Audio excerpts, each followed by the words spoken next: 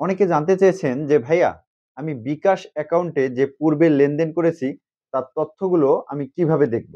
আগের বিকাশের নিয়ম অনুযায়ী 2 থেকে 3 মাসের আপনি পূর্বের লেনদেনের তথ্য দেখতে পারতেন, কিন্তু বিকাশ এখন নতুন একটা আপডেট নিয়ে এসেছে, যার মাধ্যমে আপনি অ্যাকাউন্ট ক্রিয়েট করা থেকে শুরু করে এখন পর্যন্ত যত লেনদেন করেছেন সব তথ্য আপনি দেখতে পারবেন।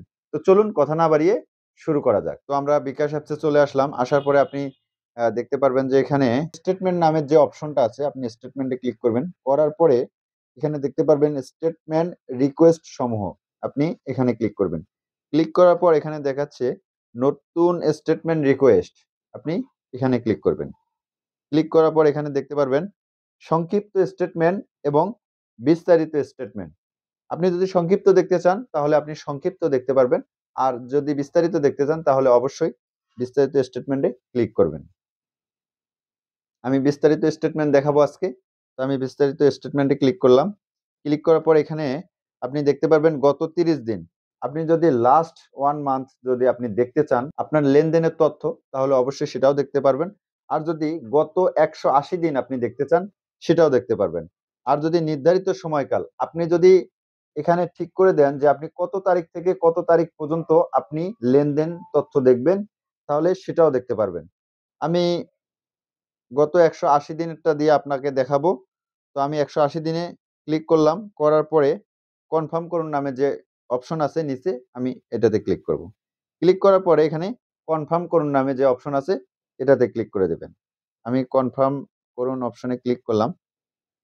ক্লিক করার পরে এখানে দেখতে পারবেন যে একটা নোটিশ করছে তারা, স্টেটমেন্ট রিকোয়েস্টের প্রসেসিং এর জন্য সাবমিট করা হয়েছে। নিচে আপনি নোট দেখতে পারবেন 24 ঘন্টার মধ্যে আপনার স্টেটমেন্ট ডাউনলোডের জন্য প্রস্তুত হবে। তারা প্রসেসিং এর জন্য 24 ঘন্টা সময় নেবে। নেওয়ার পরে আপনার সেটা ডাউনলোডের জন্য আপনার অ্যাকাউন্টে এখানে প্রস্তুত করবে। তারপর দেওয়া আছে স্টেটমেন্টটি খুলতে অনুগ্রহ করে আপনার 11 ডিজিট বিকাশ অ্যাকাউন্ট নাম্বারটি পাসওয়ার্ড হিসেবে ব্যবহার করুন। আপনার যে 11 ডিজিট যে বিকাশ নাম্বারটি আছে সেটি পাসওয়ার্ড হিসেবে আপনাকে ব্যবহার করতে হবে। তারপর এখানে দেখতে পারবেন যে স্টেটমেন্ট রিকোয়েস্টে ফিরে যান। আমি এখানে ক্লিক করলাম।